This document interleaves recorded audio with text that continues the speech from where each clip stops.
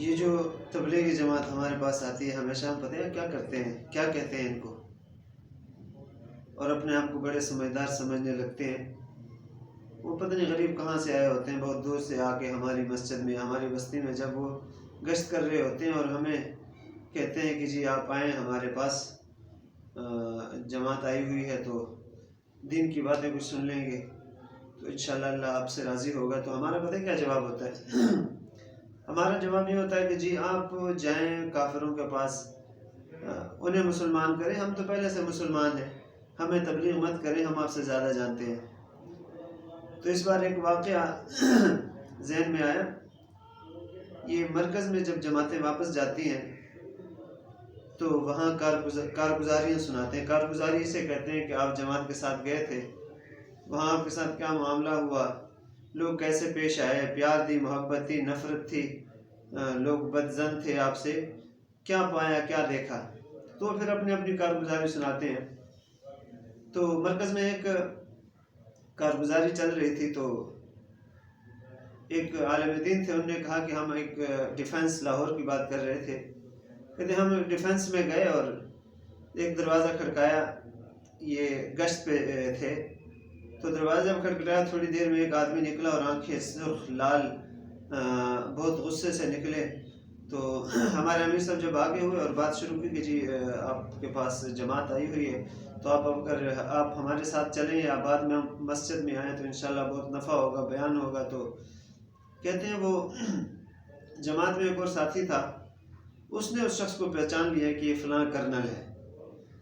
تو کرنل نے جب یہ اس کی بات سنی تبلیغ کے بارے میں تو اسے بہت غصہ آیا، اور کرنل نے ایسے وہ امیر صاحب کو جو ہے نا ایسے سینے پہ ہاتھ رکھ کے ایسے دھکا دیا اور کہا کہ جاؤ جاؤ، میں آپ سے زیادہ مسلمان ہوں، آپ اس سے زیادہ نہیں جانتے۔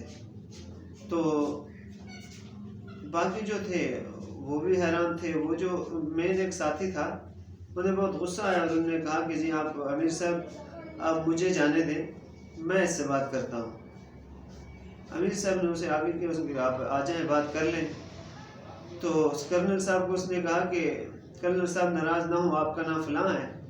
تو بڑا حیران ہوا کہ ہاں جی میرا نام فلاں، آپ مجھے کیسے جانتے ہیں؟ انہوں نے کہا کہ آپ کو پتہ ہے مارچ کے مہینے میں کسی تاریخ آپ فلاں پہاڑی کے قریب سے گزر رہے تھے، فوج بھی آپ کے ساتھ تھی، 5-7 فوجی تھے آپ کے ساتھ، 3-4 گاڑیاں تھیں، پھر اسی پہاڑی کے پاس ایک نقاب پوش آیا اور آپ کو اس نے کہا کہ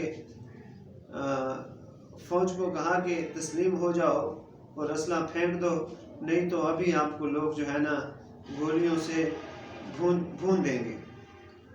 تو آپ کو یاد ہے؟ اس نے کہا مجھے یاد ہے۔ اس نے کہا پھر آپ کو یہ بھی یاد ہے کہ ایک آدمی نے آگے ہو کے آپ سے کہا تھا کہ جو بھی آپ کی چیز میں جیب میں جو چیزیں ہیں نکال کے مجھے دے دو، آپ کو یاد ہے؟